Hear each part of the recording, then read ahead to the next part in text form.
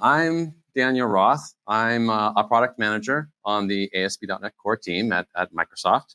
And in this session, we're going to look at what's next for ASP.NET Core and Blazor, particularly looking at what's coming in .NET 9.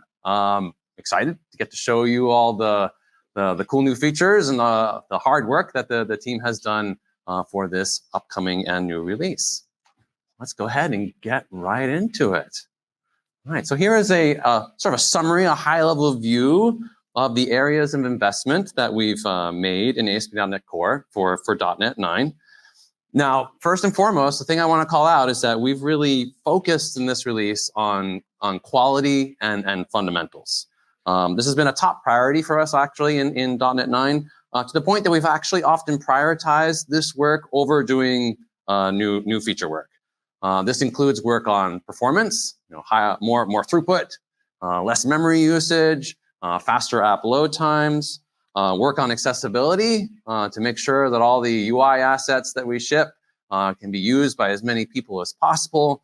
Lots of work on security and lots of work on tightening up and improving our engineering infrastructure. Now, I know this type of work doesn't typically get the big headlines that new feature work does, but it's critical for the long-term health of a project and also for maintaining that trust and confidence that users have in a framework like ASP.NET Core. That all said, we did also manage to do a bunch of features in .NET 9 as well. We have lots of new improvements in Blazor, our full-stack web UI framework for .NET. We now have built-in support for OpenAPI document generation in ASP.NET Core. We'll take a look at that. We've optimized how we handle static web assets in ASP.NET Core now. So all those static files can be managed and provided in a more optimal way. Some SignalR improvements for you folks doing real-time development with SignalR. We have a new multi-tiered hybrid cache API for doing distributed caching in ASP.NET Core apps. And then also various dev experience and improvements that we'll take a look at. Now we have we publish a roadmap for all of our ASP.NET Core releases on GitHub that you can find at aka.ms/ASP.NET/roadmap. Of course, as the releases progress, things do change, and they can and do change, and they have, and so we do our best to try and keep that roadmap up to date. So some things may still, I guess, adjust a little bit for .NET 9, but we're getting pretty far along, so things are pretty well baked at this point. So we're going to go through each of these areas and take a look at all the new stuff that's available to us now in .NET 9. I also want to give a call out that the ASP.NET Core team has been heavily involved with the new .NET Aspire effort. There's been several .NET Aspire talks, I know, here at Visual Studio Live, as well as some workshops. So hopefully you've had a chance to try out .NET Aspire and kick the tires a little bit, check it out. But if not, it's not too late. .NET Aspire is our cloud-ready stack for building observable, production-ready distributed applications. And it comes with a whole bunch of features for building cloud-native applications. It has a bunch of smart defaults that are ready for the cloud. This includes setting up telemetry, health checks, and resilient retry logic, so you're ready for those cloud-based environments. It has a really handy developer dashboard for inspecting and monitoring your distributed app. It handles orchestration of the various resources and dependencies that make up your distributed application. It provides a set of components, component packages to facilitate integrating with popular systems and services like Redis or PostgreSQL or various Azure services and so on. It handles service discovery so that the different parts of your app can easily communicate with each other. And it provides a comprehensive and flexible deployment model. So it's really easy to take that whole conglomerate of services and processes and get them running in the cloud. If you haven't had a chance to give .NET Aspire a spin yet, you can get started by going to .net/Aspire and build your first .NET Aspire app today. Now, one of the things I love probably most about .NET Aspire, and I know has been really popular, is the really cool .NET Aspire dashboard. It's just a really great way to quickly inspect and monitor your distributed application. Have all the traces, the logs, the various processes that make up your app right there at your fingertips.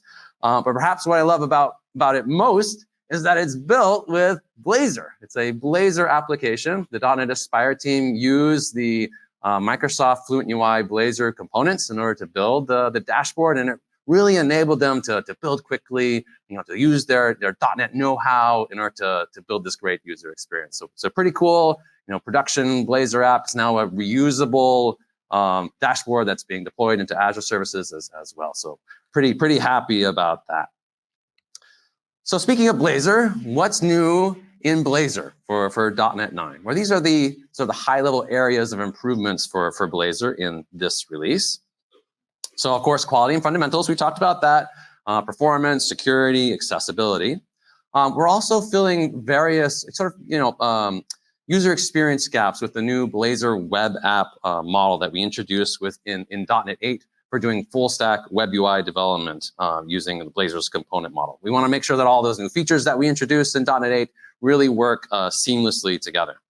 We're doing a bunch of improvements for Blazor's server apps, or apps that use interactive server rendering. We're doing some improvements to the reconnection experience so that your end users don't have quite a jarring experience if the connection to your server gets lost, and also improving the performance of the Blazor server applications. We continue to invest in Blazor WebAssembly and improving our support for static web assets to optimize page load and startup time. We've done a lot of work with our friends on the .NET runtime team to also improve how fast the .NET WebAssembly runtime starts up. We've also invested in Blazor's component model and tooling to improve the overall Blazor development experience. So we're going to go through each of these and look at the specific features that make up each one. So Blazor web apps, let's make sure everyone's up to date on that. It's still fairly new. We just shipped .NET 8 back in November. In .NET 8, we expanded Blazor's rendering capabilities so that you can use Blazor to really build any kind of web UI that you want. Web apps these days can be rendered in a variety of different ways, and they each have their own unique advantages, strengths and weaknesses. Sometimes it's convenient to render your web app from the server, where you can use your server resources and access backend assets like your database and whatever to handle server requests and to then generate the HTML responses down to the client. Other times, it's convenient to render from the client, where you can handle user interactions directly and access client resources like local storage or the location data or whatever, and then dynamically use that information to update the UI. Now, Blazor is a full stack web UI framework now. It can handle all of these scenarios using a consistent component-based programming model. So by building a Blazor web app, you can really handle all of your web UI needs, no matter how you want to architect the rendering of your application. Now, let me show you a little bit about what I mean by all that, and then we'll also take a look at some of the tooling that we've been providing in Visual Studio to make it easier to get started and build Blazor web apps. Okay, so I'm going to pop over here to Visual Studio, and let's go ahead and build a Blazor web app. We're going to start from scratch using the new in .NET 8 Blazor web app template. Okay, so you don't have to decide, am I going to do a Blazor server app or a Blazor WebAssembly app? You just build a Blazor web app and it can do it all. Okay, so we'll select that template and click next. Let's call this Blazor movie app. Okay, click next. And we're going to use .NET 9, the latest .NET 9 preview. I think I'm using preview 6 here.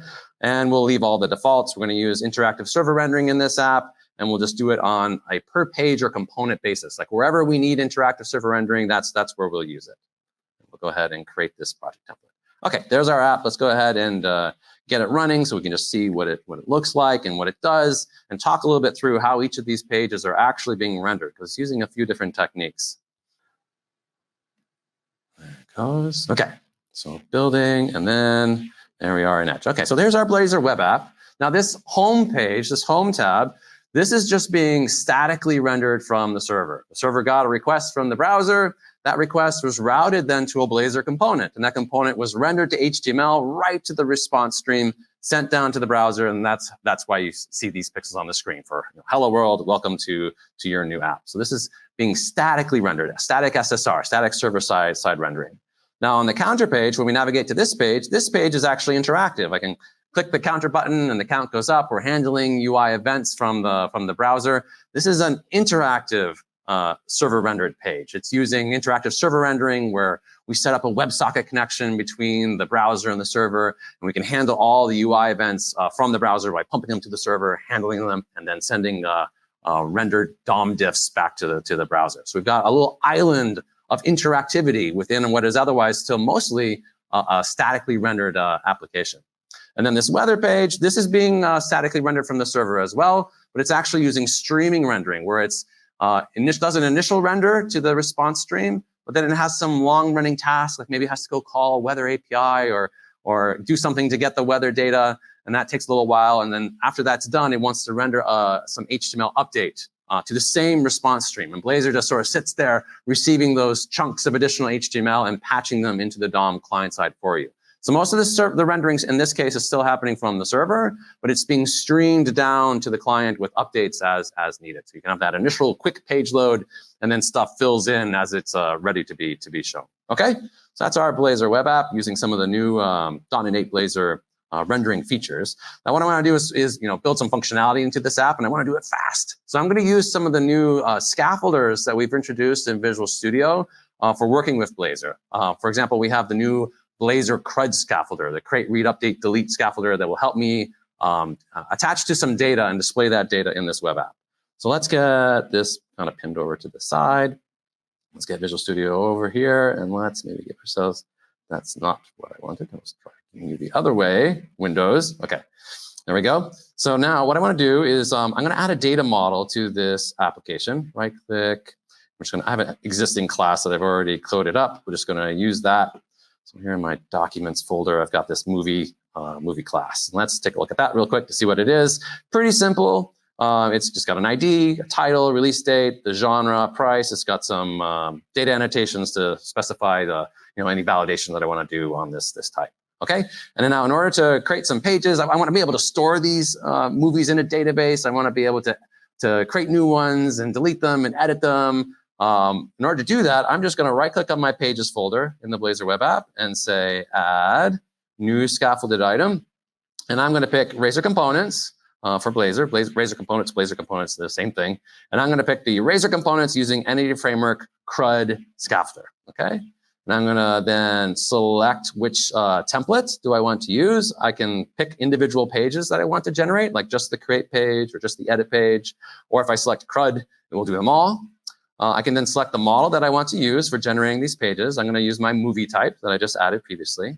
I can then pick which database, DB context I'd like to use to connect to the database. I don't have one, so I'm just going to let the tool create one for me. And sure, SQL Server sounds good. We'll use that for our database provider. Okay, and then we just sit back and relax and let Visual Studio do all the hard work of writing all the code for interacting with the database using Entity Framework Core and rendering the data in a nice grid. Or throwing an error. What's is that because I'm still running? I don't know. Interesting. Cool. Did it actually do it? It looks like it still did it. So we're going to assume that actually worked. I don't know what that error was. I am using a preview version of Visual Studio here, so there may be some bugs. All right. So, but you can see over here, we have our movie pages that just got generated for us. We didn't have to write any of this code. And so if we look at the index.razor page, here we're getting our Blazor movie app context where we have all of our data. And then we're using the quick grid component, which is a built-in data grid component in .NET 8 to display all of the movies in a nice table.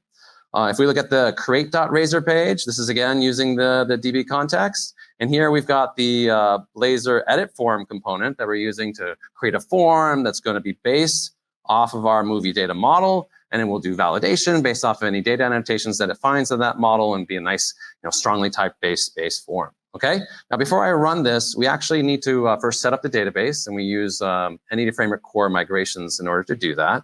So I can use Visual Studio to help me out with that. I'm just gonna double click on this connected services node, and you can see that Visual Studio already knows that I'm using SQL Server for this database. And so I can use this tool to add a migration. This will add the, make sure the apps, yeah, okay.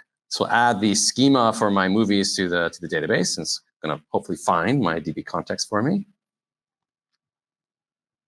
There it is, okay. So we just go ahead and add a migration called initial. And this is gonna look at my data model and look at the database and figure out what code needs to be run to set up the schema appropriately.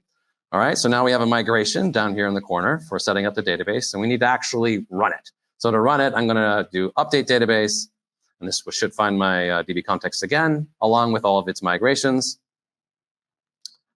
And there's found the DB context, looking for its migrations, and then we should be able to just go ahead and click finish to run those. Okay, so finish.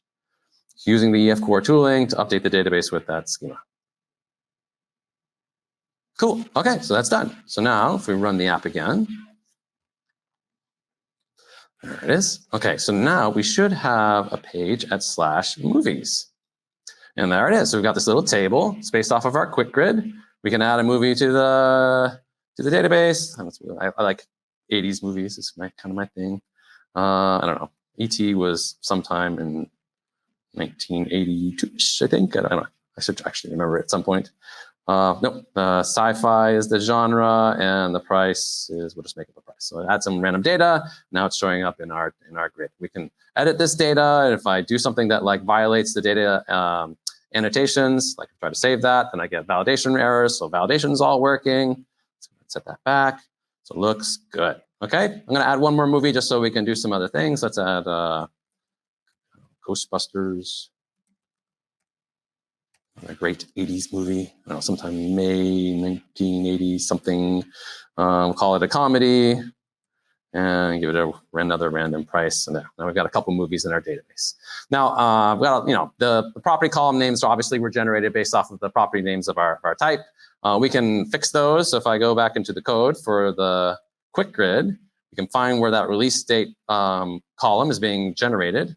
And here we can just say, set the title to release date with a space in it. And we'll go ahead and hot reload that into the running application, and boop, there it shows up.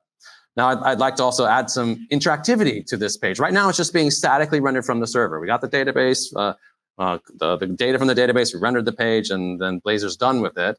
If I want to add some interactivity features, I need to now make this an interactive page. And I can do that using the render mode attribute. Like in this case, I'm going to make this interactive server. We'll use interactive server rendering for this page. Okay, and let's see. What do I want to do? I want to make let's make the title sortable. So make the title sortable like that. I think I have to restart in order to actually get the interactive render mode to apply. I can't quite hot reload that one, I think. So let's go ahead and wait for that to reload. And then if we refresh the page, you can see that the title is now selectable, right? And if I click it, then we can order the pages. So now we've got some interactivity going on. We're handling like client UI events in order to make this grid interactive experience. We've got filtering and all those sorts of things. Like why don't we add a paginator? We have a built-in paginator in Blazor that we can just use. Let's add this paginator component down here at the bottom. It's giving me a warning saying that the paginator expects a parameter called state. And that's what it's going to use to coordinate with the quick grid, like what pages should be visible and so forth. So we need a state variable. So I'm going to add a code block down here in the bottom. Let's add a pagination state field here. New pagination state, sure, looks good.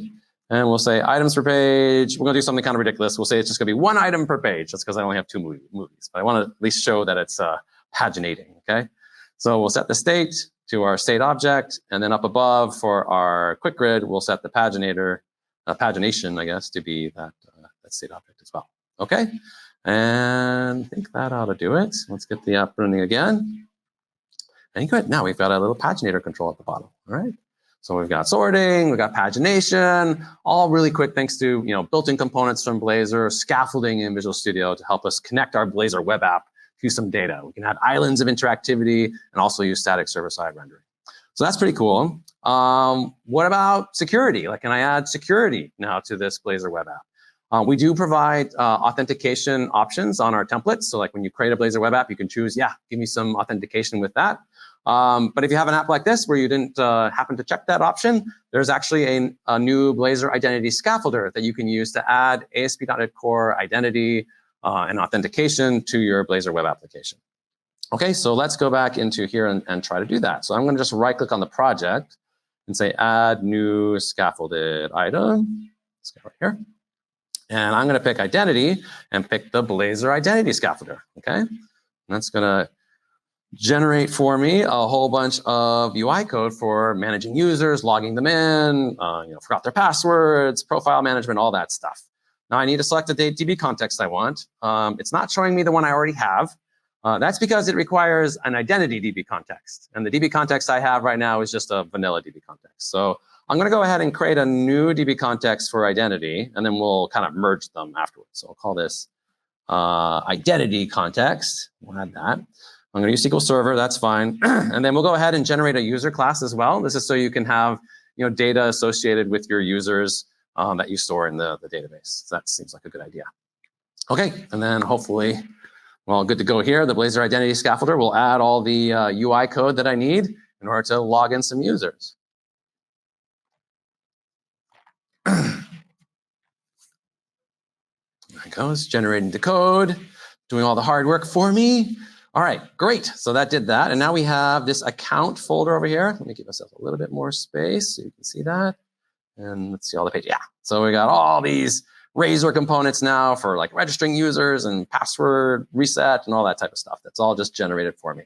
Okay, and I can customize it however I'd like. Now I do want to do one little quick thing here, which is merge my two DB contexts. I don't want to have two of them. I just want one.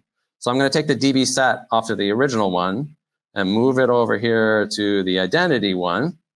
And then I'm going to delete the original one. And then we'll rename this one to be what the other one was. And then let Visual Studio do that refactor for us. And that should hopefully make everything just fine. Rename everything. Sounds great. Good.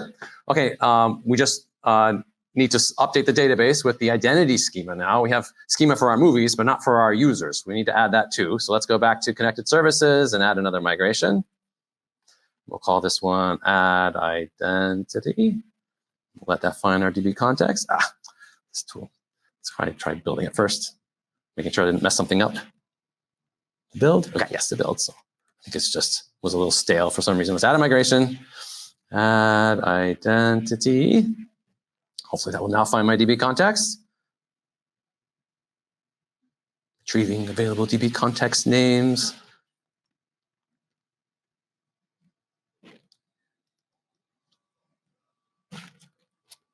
What did I do wrong? Let's see the build errors. Build failed. I just built. Didn't just build? Let's try rebuilding.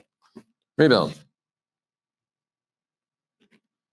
In order to find the DB context, this service dependencies thing is like doing its own sort of little mini build of the project, and looks like it's getting a little confused for some reason.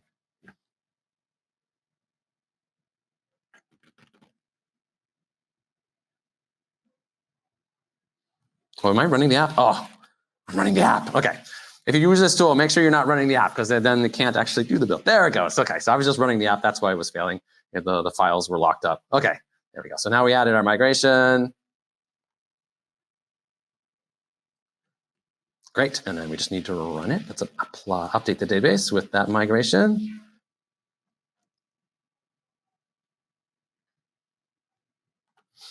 Find the DB context. There, found it. Retrieve the migrations for that DB context, all the new identity stuff. And then we should be able to apply that to our app. Running the Identity Framework core tool. And we're good. Okay, it's great. So now we should be able to run this. And with very little effort, considering all the functionality that I now have in this app, I now have a whole authentication system. So I can register a new user. Let's add myself. Type in a very secure password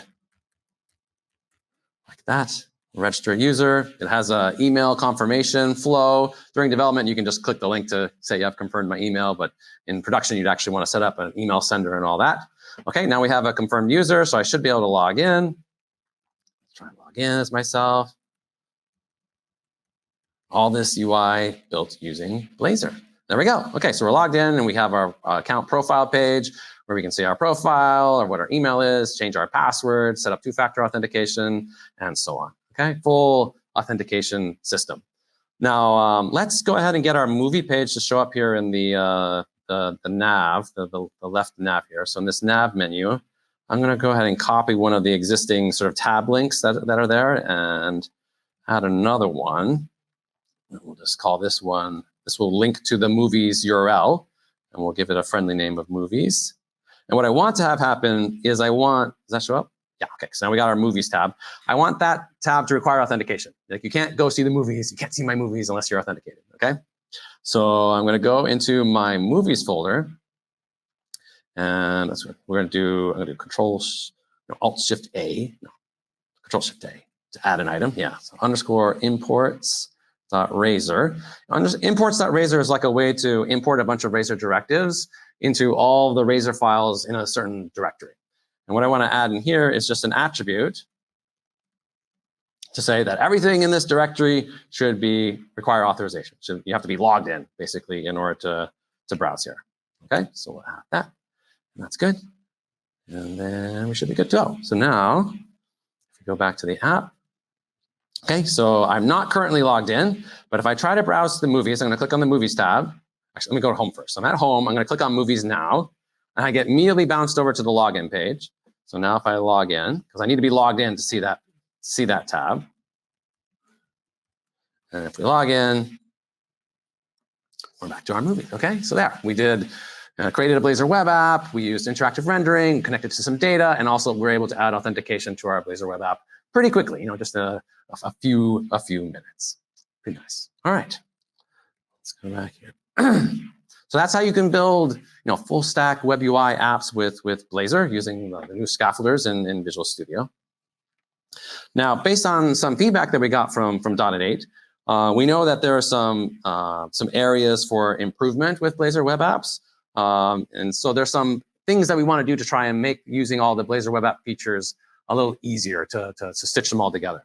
One piece of feedback we got is that, we have all these render modes now, interactive server, interactive WebAssembly as well. We even have this auto render mode where it's kind of like a mix of the two, where you start them out with Blazor server, like interactive server rendering, and then you download the WebAssembly runtime in the background and then swap them over to run on the client when the runtime's already been cached.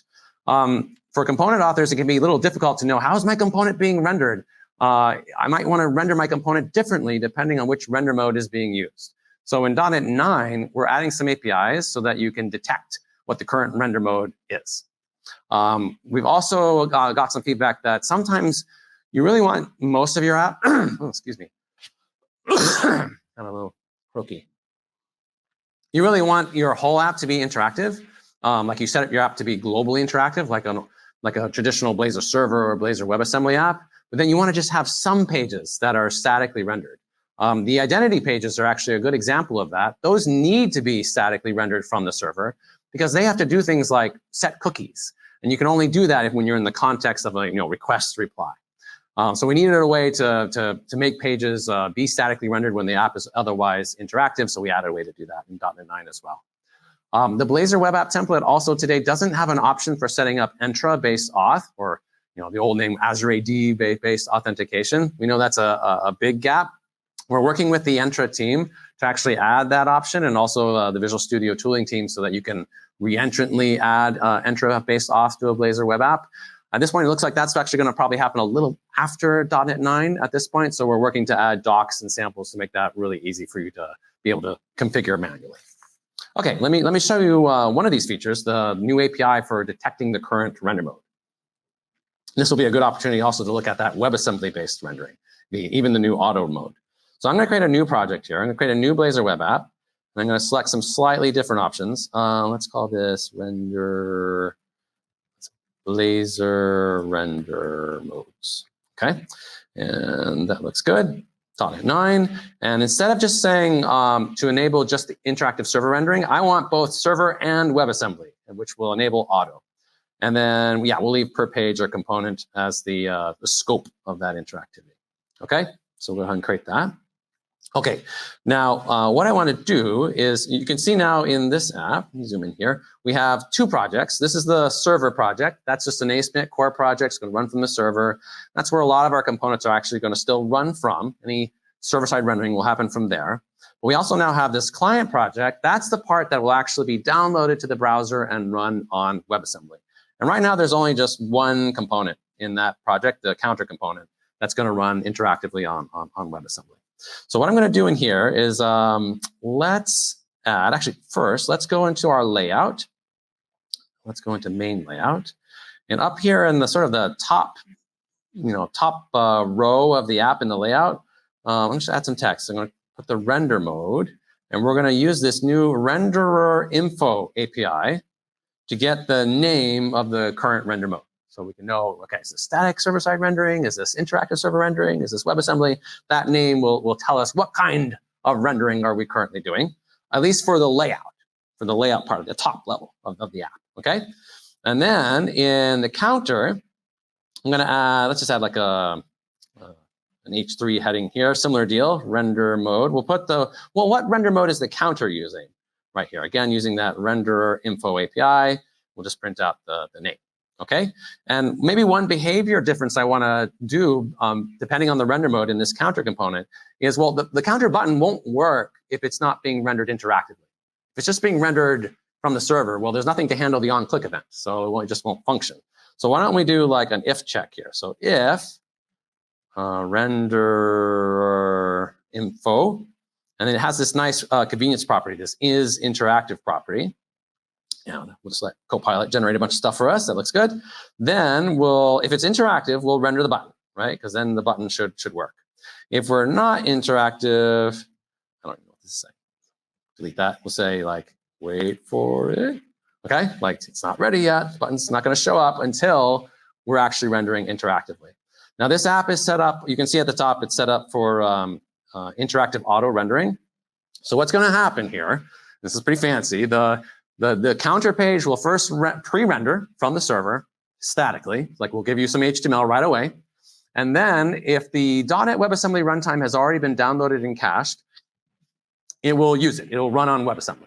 If it hasn't been downloaded and cached, then it will set up the WebSocket and run interactively through with the server, while the .NET WebAssembly runtime is being downloaded and cached. And then on subsequent visits, it will switch over to WebAssembly because the runtime will then be available. So we should be able to see all of that by looking at the render info using this new .NET 9 API. Now, just a word of caution, but a word of guidance. This auto render mode is honestly probably the most complicated Blazor rendering mode. Like, remember, your components are running on both sides of the wire. And so when you're writing your component code, you do need to think about that. Like, you can't just write code that talks to the database directly, kind of like what we were doing with the movie app, because, well, what if it's running on WebAssembly? You can't talk to the database directly. So you have to do things like set up service abstractions that have different implementations, depending whether you're in the client part or the server part and so forth. So, use this functionality wisely. If you don't really need the complexity, then you don't need to jump into it. But for some apps, it does absolutely make sense. Okay, so let's go ahead and run this and see what it does.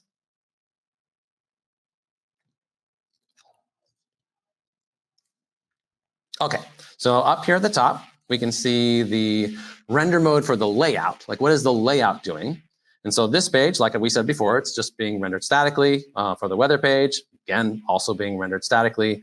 It happens to be using streaming rendering too, but we know it's just being rendered statically from the server. Now, if we browse to the counter page, you're gonna have to watch carefully. Watch for it. Okay, so I click on counter. Okay, oh, it looks like I have a little extra paren there, but whatever. Did you see it? Like, there was a brief flash where it said static before it switched to server. Okay, and why was there that brief flash of static? Well, initially the page got pre-rendered from the server. That's the static render. Pre-rendering and static pre-rendering really is just static rendering, but it's sort of the first request. And then it set up the WebSocket and switched over to server rendering, interactive server rendering really quickly. Okay, and then we've got our button. So we don't even see like any like wait for it text for our button. That paren is really bugging me. Let me fix that. Where is that paren? Where is it? Somewhere. I don't even see it. Where's the line 19? Oh, thank you. You guys are great. Much better. Okay, so we're doing interactive server rendering. Now in the background, the WebAssembly runtime should have been downloaded in cache. So if I refresh this page, it should now switch over. Now let's see what happens. Now I'm going to refresh. Okay, now it said static. That time you probably saw static pretty clearly, right? It was almost a second where it said static. That was again the pre-rendering from the server. Even when you're running on, when you say you want to run on WebAssembly, in .NET 8, we by default will still pre-render. So you get pixels on the screen as fast as possible while the WebAssembly runtime then boots up. So that was the pre-render, and now it's running on WebAssembly. So let's refresh it one more time. It says static, wait for it, and then we get the button, and now we're running on WebAssembly. And we'll run on WebAssembly for all future requests because we've cached the runtime. Okay? Now notice also up above that the layout is still rendering statically. So the outer parts of this page were rendered statically from the server, and then we have a little island of auto, an island of WebAssembly rendering that initially was interactive server rendering. Man, say all this stuff 5 times fast. It's kind of involved within what is otherwise a static rendering context. So that's the level of flexibility that you get with Blazor, and you can now detect all that thanks to this new renderer info API.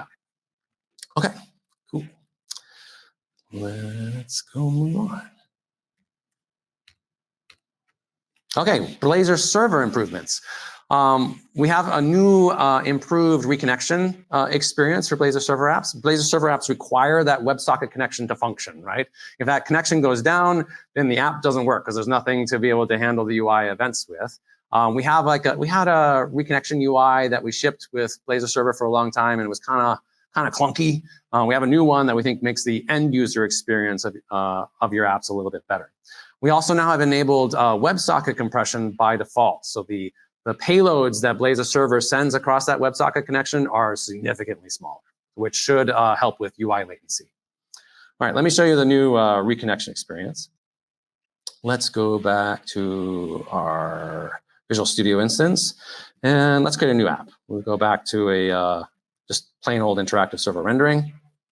We'll call this Blazor reconnection. And we use .NET 9, and we'll go back to just the defaults, just Blazor server. Oh, wait. No, cancel. Actually, I'm going to start out with .NET 8. I'm going to show you the .NET 8 experience, and then we'll show you the improved version. Whew. Sure. Okay. So this is a .NET 8 Blazor web app using interactive server rendering. And I'm actually going to run this from the command line so I can control when the browser refreshes. I don't want Visual Studio injecting things for this demo. It'll complicate things. So I'm going to open in the File Explorer, and then we'll just bring up the command prompt at this location. And we'll just do a .NET run to get this running so I can shut down the server at my whim, cause server failures to my heart's desire. Okay, so we've got our app running. Let's get it open in the browser. And here on the counter page, this is using interactive server rendering now. We should have a WebSocket connection. Now with .NET 8, if I shut down the server, and this could happen like the server literally crashes, or maybe you deploy an update and it has to recycle. If the server goes away, then any state associated with that circuit, is what we call it, with that user that's using your app, is gone. Will go away as well. And so the UI won't know what to do, and it will try to reconnect, and then eventually it will potentially give up. So if I shut down the server, you can see in the background, Blazor's detected that, oh, where'd the server go? And it's trying to reconnect. Like maybe this was just a network issue, right? Like you went into a tunnel or something. Maybe it's still there, and it's polling it and trying to see, can I get back to the server? But eventually, if it finds out, like, the circuit is gone, the state isn't there anymore, then it'll just stop. Okay, and this will happen even if the server comes back up. So if I restart the server, so I'm going to do .NET run to bring the server back up. Okay, so the server is running. Now, I mean, this white complete overlay is kind of clunky in and of itself, not a great UX experience. And the server is running. Why isn't it doing anything? That's because the retry interval by default in .NET 8 was actually pretty long. It's like 20 seconds, I think. So it's taking. Okay, there it's up. Yeah, okay, so it was able to now reconnect. It took like 20 seconds, so the user's sitting there waiting.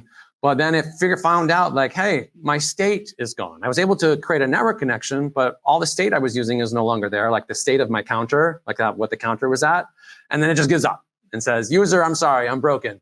Try refreshing the browser. That's what this is saying. And if the user refreshes the browser, it will work. It'll create a new circuit and basically start them from ground zero. So not a great user experience. Can we make this better? So let's shut this down. And then we're going to upgrade this app now to .NET 9. So I'm just going to change the target framework to .NET 9 and see how the reconnection experience has now been improved. Oh, sorry about my voice. Okay, so this is now a .NET 9 Blazor server app. And if we click the counter, it's working. Let's say something happens to our server again. Oh, no, did I just run it from Visual Studio? I just ran it from Visual Studio. I don't want to do that. I want to run it from command line. There we go.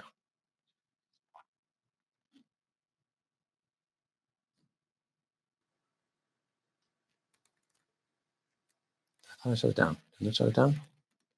No, it's not. Okay, there, I shut it down. Right, so now let's run it from the command line. Okay, perfect. All right, so now the app's running. The user's using our app. They're happily clicking our counter, trying to set a new record. And then we shut down the server. So we get a new UX experience, a little less intrusive, a little bit nicer. It's doing the same thing. It's trying to get back to the server, reestablish that connection. Let's bring the server back up. Okay, now the server is up. And then fairly quickly now, the retry interval is much shorter. It does have like an exponential back off, like it'll try over longer intervals over a period of time, but it comes up quicker. And now instead of it being in this broken state, when it finds out, oh, wait, my circuit's gone, it just says, you know what, I'm going to go ahead and auto refresh the browser for you, create a new circuit. So at least the app is working. This is something that you could have done manually with .NET 8, but in .NET 9, we're just going to do it for you because everyone ends up wanting to do this anyway. Okay, so those are the improvements. Now it is worth noting that we still did lose our state. Like the value for the counters is gone. If you want to persist, like maintain that circuit state for situations like this, that's something you have to actually do in your application. Like you have to take any state from your components and save them someplace that you can rehydrate them at some later point if that's what you want to do. So we don't help you with state persistence, at least not at this point. It's something we'd like to do on our future roadmap. But at least for the reconnection experience, that's a little better in .NET 9. All right.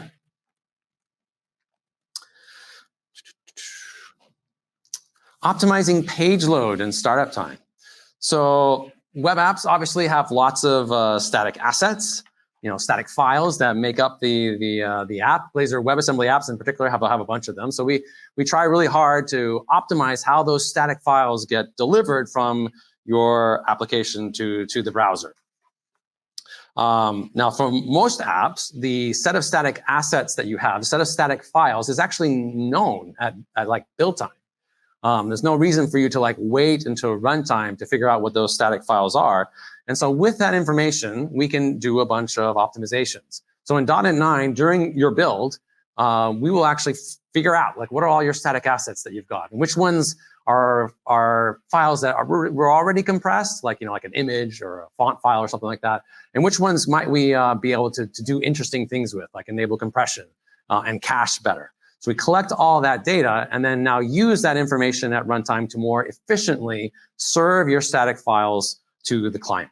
So we will now do pre-compression for any uncompressed static files in any ASP.NET Core app. This isn't actually really Blazor specific. This will work for a Razor Pages app or for an MVC application.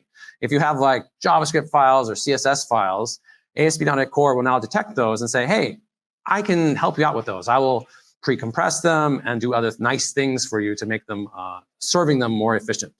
We can do fingerprinting based off of the content of those files. Make the file names for those files unique so that they can be more aggressively cached, and to avoid caching issues where the file gets cached by something and then you update it, but it has the same file name, and now you're dealing with a stale version of that file in your application. By fingerprinting all the file names, you avoid those problems. We can also do more clever things with caching. Once they all have unique file names, we can actually tell the browser, go ahead and cache this pretty much as long as you want, because it's not going to change. Once it does change, I'm just going to change the file name using a new fingerprint. So go ahead and cache this particular version of this file as long as you'd like. And we can also generate e-tags for these files that are based off of the content, which will help. Like today, we generate e-tags based off of the timestamp on the file, like when it was last modified. But that can change without the content changing. Like if you rebuild the file will be a newer version, but it might still have the same content. By using content-based e-tags, you can have much more efficient caching logic using those entity tags. Like I also mentioned earlier, we also do much faster. We did a bunch of work to make the .NET WebAssembly runtime start up faster, so that you have a less delay from when you tell the runtime to go and when you actually get interactive features. Hopefully, my voice will survive for the rest of this. We'll see. Okay, so let's look at some of these static web asset optimizations. All right, so I'm going to take, so this app is actually the Blazor reconnection app, and we started out with it being a .NET 8 app, right?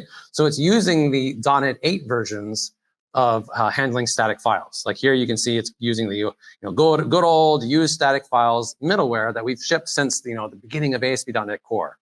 And this middleware, what it does is it takes the request and it knows about static files in like particular places, like your web root, and then it looks in the file system and says, well, is there a file here at that location? Yes, okay, then I'll serve it. So it's always going to disk and looking at the file system to serve up files.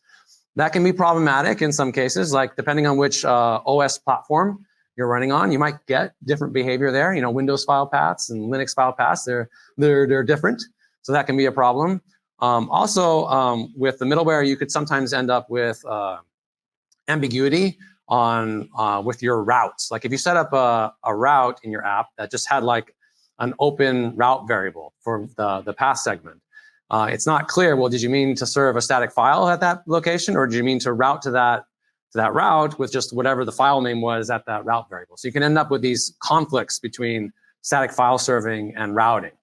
And you also couldn't use a lot of the features in ASP.NET Core that rely on routing endpoint metadata with the static file middleware, because the static files weren't endpoints; they were just files on disk.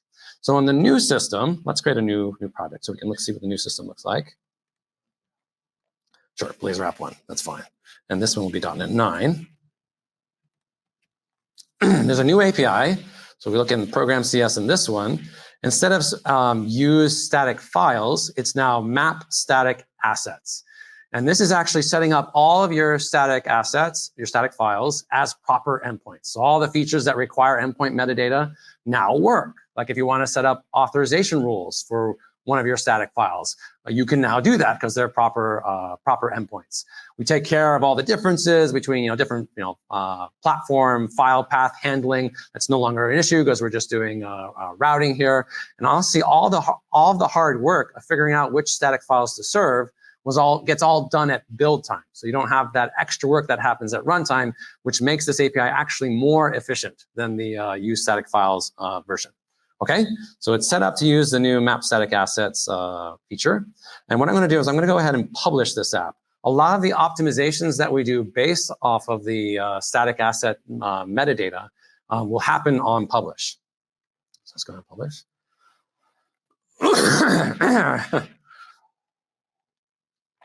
Okay, then we'll publish to a folder on disk.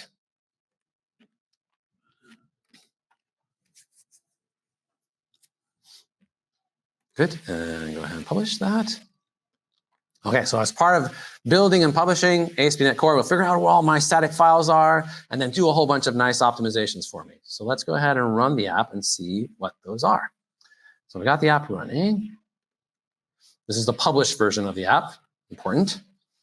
Okay, so now if we refresh, do a hard refresh without any caching, let's see what we got. Okay, so notice a couple things. Zoom in here. So like our bootstrap.min.css file, notice that it's now bootstrap.min.css. So it's now a fingerprinted file name. It's got a content hash in the file name, which makes it unique. And that allows us to do all sorts of great things. So like if we look at some of the headers that are being sent for this file, you can see that, well, first of all, the cache control header is set to say, you know what? This file is immutable. It's not going to change. So you can cache it as long as you like. And if you don't support the immutable cache control header, the max age is really long, like a year, I think is what that works out to. So that's one thing. You can see that the content encoding for this file is broadly compressed. We've done pre-compression of Blazor web apps for a long, long time. This now enables that pre-compression feature for any ASP.NET Core web application. So we, at build time, at publish time, did broadly compression on all of these uncompressed static assets, and we're serving the compressed versions. You can see also that the E tags down here, these are content-based E tags for the file. So this is based on the content of the file, not just on some timestamp. And if we look at the size of the file, let's go look at, like, hover over here. See if that can work. Well, I don't know if you can see it, but it says like this was 17.8 kilobytes transferred over the network, but the actual resource size is 163 kilobytes. So we're getting the benefits of doing, build time, broadly compression, cranked up to 11 as far as it will go to really shrink this file down as far as much as we can. And this was done for all of the static assets that hadn't been already compressed, like app.css has got the fingerprint, our component-specific style bundle, the Blazor app1.styles.css, same benefits for those files as well. Okay, so that's all the new benefits there. A couple of things that are worth pointing out in this app. If you want to use those fingerprinted files, you might wonder, well, how do I figure out what the fingerprinted file name is? Well, in all the places in Blazor and MVC and Razor pages where the framework is handling those file names, we take care of mapping them to the fingerprinted file names for you. So like tag helpers for like the link tag helper or the script tag helper, when you point to some CSS file or a JavaScript file, the tag helper will take care of saying, oh, you really actually want the fingerprinted file name. Now, in other places where there's no framework code in the middle to do that automatically for you, we provide an API where you can do that mapping yourself. So here in app.razor, you can see that instead of just saying, here's the bootstrap file, we're doing something a little, get rid of that little pop-up. We're doing something a little bit fancier here. We're calling this assets API to say, well, the asset I want is this guy, and please use the fingerprinted version of that for me. Okay. Now, if you don't use this assets API and you just put the file name in, it will still work. Like we'll still serve up that file. You won't get the fingerprinted version. It won't have like immutable cache headers, but you'll still get the nice E tags because that's still relevant. Okay. So it's backwards compatible, but you also have the ability to use all the new features. There's also this import map component here in Blazor. This is setting up JavaScript import maps to tell any JavaScript module loading, hey, when you load that JavaScript file, actually use the fingerprinted file instead. That's what that's doing under the covers. Okay, so that's available for any ASP.NET Core app. Like this is a Blazor app, but if I went and created a Razor Pages app, you get all the same features there too. I won't do the whole publish and show you all the wire format, but just to show you the setup, in the template, we now are again using that map static assets call instead of use static files.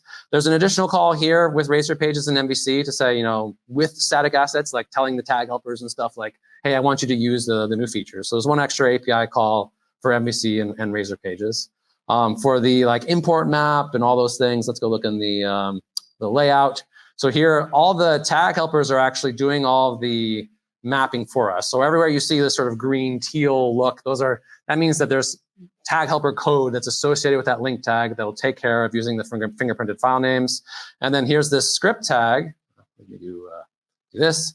This script tag has a tag helper for MVC and Razor Pages that will also set up that import map that we saw in the Blazor app, the thing that the import map component was taking care of. So all the same features for regardless of what type of ASP.NET Core app you're actually using. Pretty nice. Okay, some other developer experience improvements for Blazor. We now support constructor injection into your Blazor components. This is nice if you want to optionally inject a service into a component. And by the way, it's in addition to the existing @inject property-based service injection that we've supported in Blazor for forever. You can now just define a constructor and inject services through that constructor. So optional services, and also it works much better with null state checking if you're using that in your Blazor web apps. For tooling, we've been doing a lot of work to make hot reload better. We've received a lot of feedback that it can be a little janky at times, not always fast, not always reliable. We're working really hard to make hot reload solid. A lot of that involves a lot of really significant architecture work that's happening on the Razor compiler. The Roslyn folks, the people that build the C# compiler, have been helping us out with that.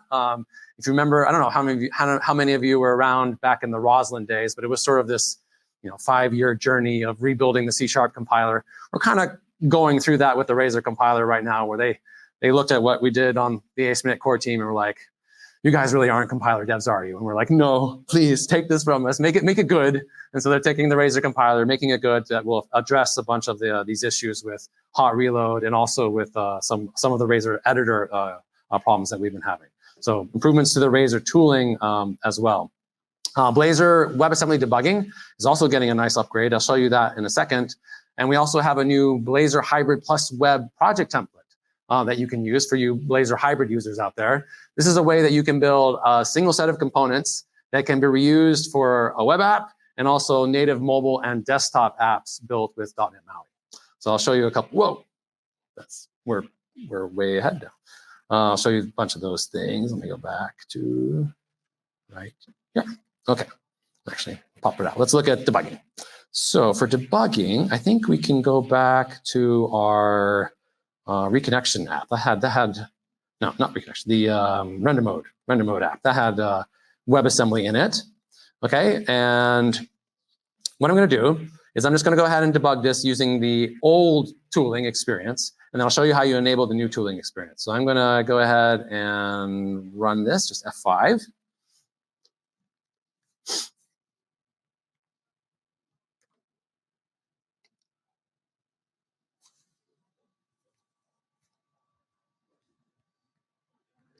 Okay, so now, yeah. There it goes. Okay, so here's our app, and then the counter component should be, whoa. What just happened? I don't know what that was. Continue. Refresh. It's not valid JSON syntax. I'm going to retrieve source. What is this?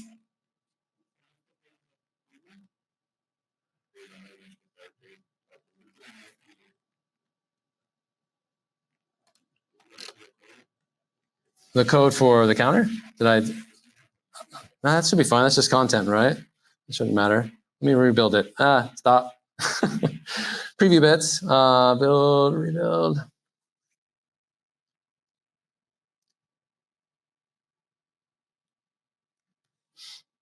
Okay, let's try one more time. So it's still .NET 9, Preview Visual Studio. Let's see if we can get this going. Okay, great. Something got stale there. Okay, so currently we're on server. We want to get to WebAssembly. Switch to WebAssembly. Why are we not switching to WebAssembly?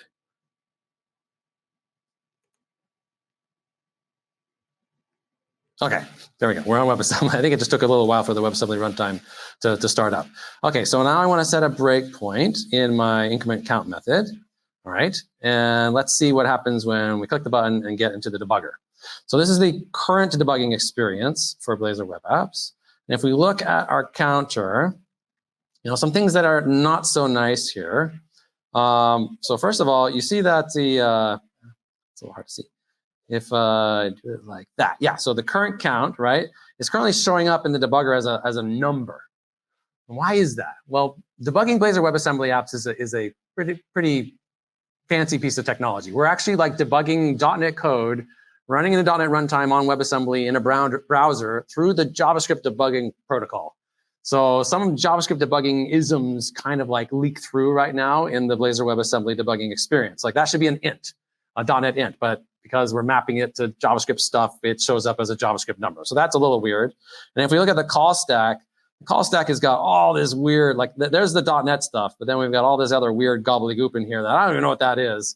And it's pretty messy. There's a bunch of things also that just don't work.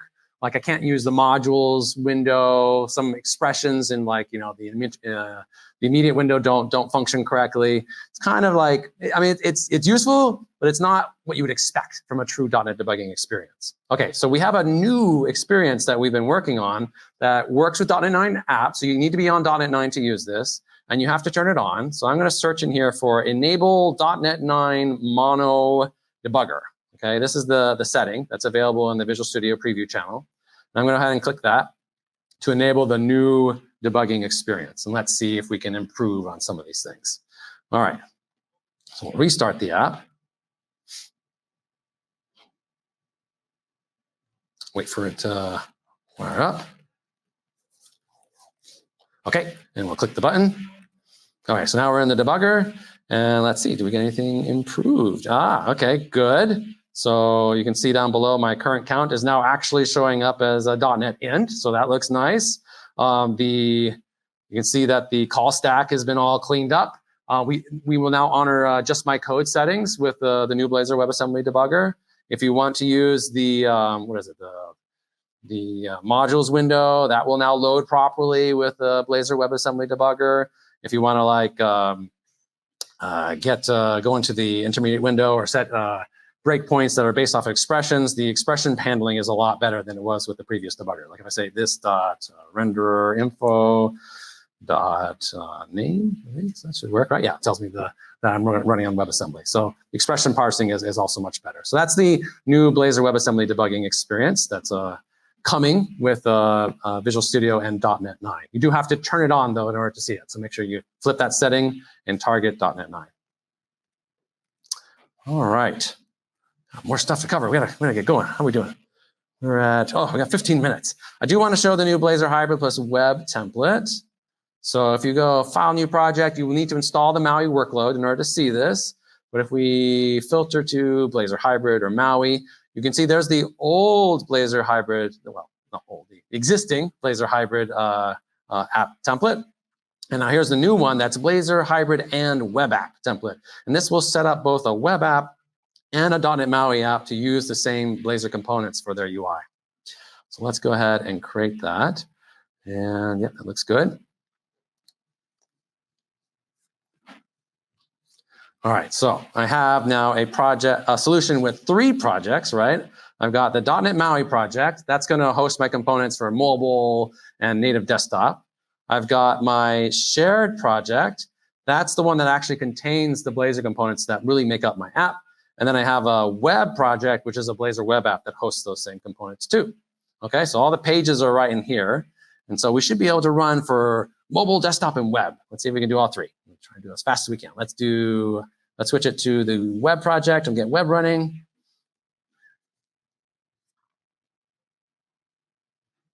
Okay, and I meant to, let's close that. Let's also make a little update to the UI so that we know that it's actually doing something VS Live specific. So hey VS Live, save that and hot reload that in. So that should pop up in here. Sometimes it takes a second because we're dealing with so much tooling in the way here. No?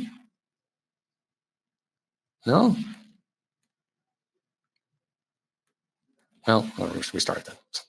So I want to see VS Live. Let's see. Okay, hello VS Live. Okay, so that was web. Let's now go back to the Maui project and we'll run on Windows.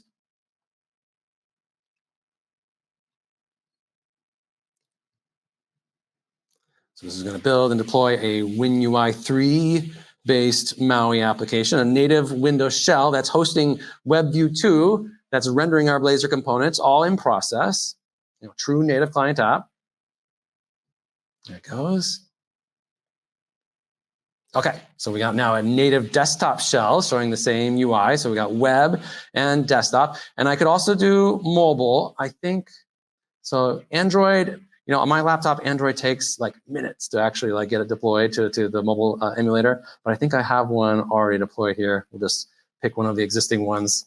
And trust me, if you deploy it to mobile, that also works as well. So we've got web,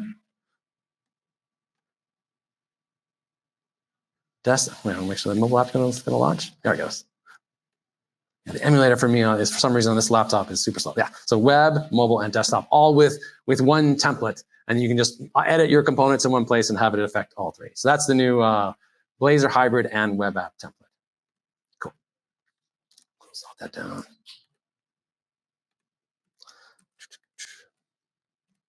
All right, so here's a summary of all the new Blazor stuff that's coming in .NET 9. Definitely worth checking out. What about the rest of ASP.NET Core. There's a bunch of new features in the rest of ASP.NET Core as well. What about for minimal API development or just API development in general? Well, we now have built-in OpenAPI generation support available with .NET 9. OpenAPI is a spec format for defining the sort of the structure of an API, like what requests and responses it can receive and send, what the structure of the message payloads looks like, and it's really useful for like integrating with third-party tooling for testing your APIs and for setting up programmatic clients and a whole bunch of other useful stuff. So we want to have a really great OpenAPI experience in ASP.NET Core, so we've decided to bring that closer to the framework. This is turning out to be also a really important technology for things like AI, like if you want to have plugins for your AI models that are based on APIs, they generally have OpenAPI specs. That's how the model sort of learns about what the APIs are that it can call. So it's something that we want to have more built-in support for. The OpenAPI support we're shipping can do both runtime and build time document generation. You can fully customize the documents using transformers, document and operation transformers. Transformers are kind of like filters if you're an MVC developer. You can wire up existing testing packages, like the existing Swashbuckle Swagger UI package works with the new OpenAPI document generation. And it is also fully native AOT compatible. So if you want to use it in an API that you're using with the .NET native AOT toolchain, you can absolutely do that. So I'll show you that real quick.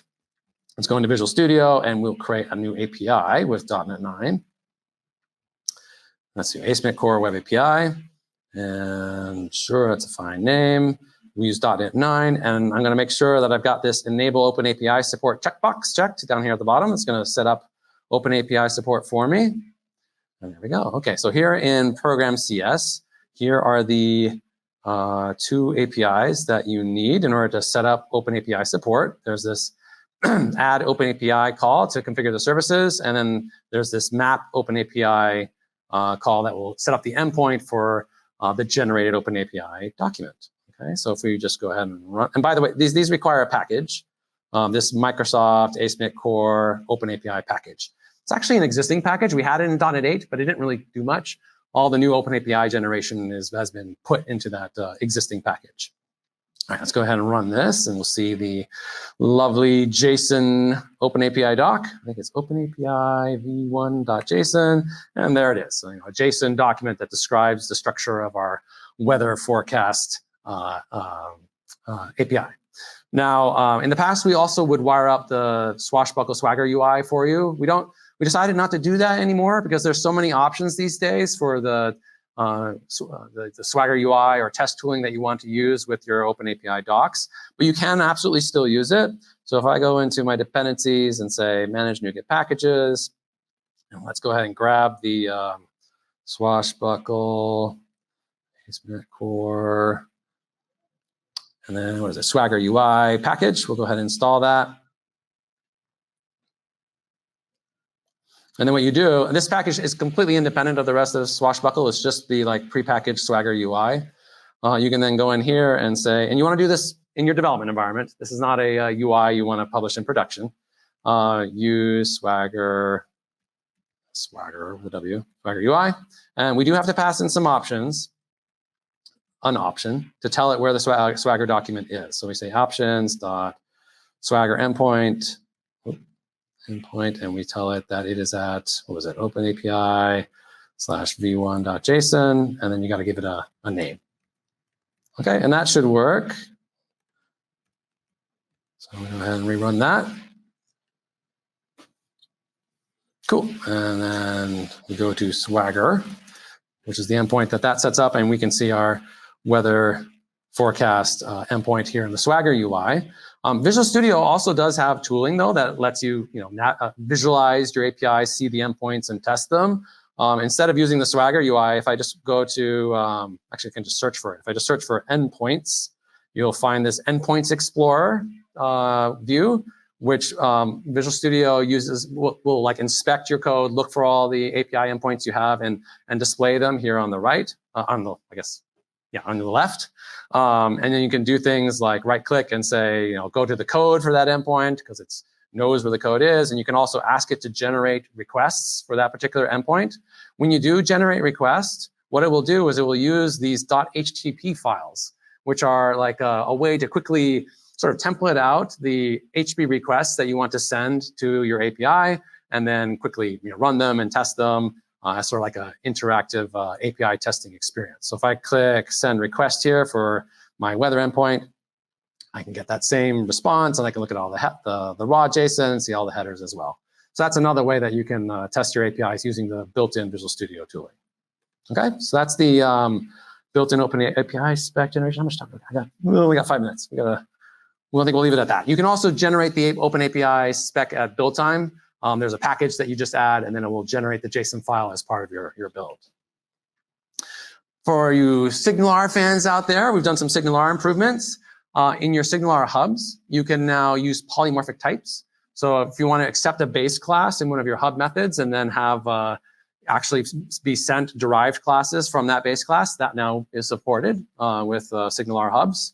And then we've also improved the SignalR activity tracing, so that instead of having just sort of one big long request for your SignalR interactions, we actually create separate tracing activities for each hub method invocation without a long-running parent activity. So they kind of just look like request-reply actions, like any other HTTP request that shows up in your activity tracing.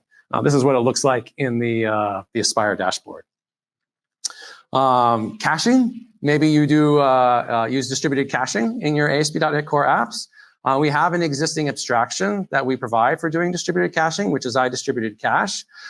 But it's not the friendliest of APIs. It results in kind of verbose and complex code. All it gives you is this method get that returns a nullable byte array. And so you have to check if it's null, and then you're in charge of all the serialization code. It's kind of an inefficient contract because you're allocating all these byte arrays, and there's no good way to really pool them. The API is susceptible to caching problems like cache stampede.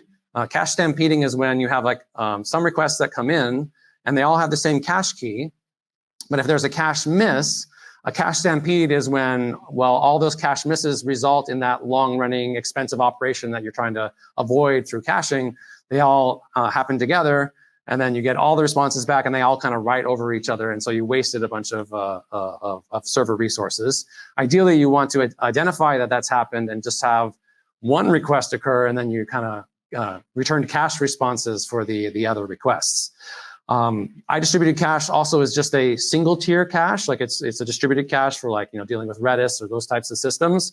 But what if you want to do multi-tier? Like what if you want to have like in-memory caching as well as using distributed caching in sort of layers? So you use cache data in process if you can, and then only go to like Redis if you need to, and then only go to the actual expensive operation when both those layers of caching failed.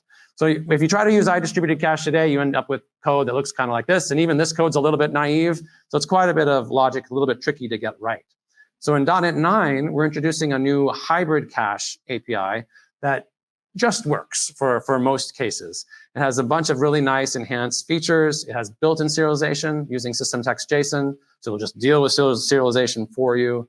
It will do stampede protection, so it'll detect that case where you have a bunch of requests that are all requesting the same cache key, but they all miss, and it'll kind of queue them up all behind each other. It will do multi-tier caching, so it will use local in-process caching first, and then fall back to distributed cache if it's not available in process. It has a really efficient, low allocation-based API. Supports tagging and invalidation and a whole bunch of other advanced options. So that's what the new code looks like. It's really just one line. You just call get or create async. You pass in the cache key that you want to use, and then you actually give it the delegate for the thing that gets the data, so it can manage that process. And then you can also give it a cancellation token. It is not actually tied to .NET 9. It also supports down level. So if you want to use it on older ASP.NET Core versions, or even on .NET Framework, it supports .NET Standard, you can do that too. It's just shipping as part of the .NET 9 wave. All right, lastly, some small developer experience improvements. The developer exception page has gotten a couple of upgrades in .NET 9. It will show you endpoint metadata on the developer exception page, and the UX has been cleaned up, so it's a little easier to read. It supports dark mode now and all those things. And we've also done some improvements to debugging dictionaries using the .NET debugger, so that all those ASP.NET Core dictionaries, like the header collections or the query string collections, they all render nicely with just showing the dictionary key and the actual value without having to click and debug to get into things. Yeah, I think I was going to show you that, but I think we are at time, and those are pretty small demos anyway. So that's all the new stuff that's coming in ASP.NET Core in .NET 9. You can give them all these features a try by going to .NET/next. That's where you can install the latest .NET preview version for .NET 9.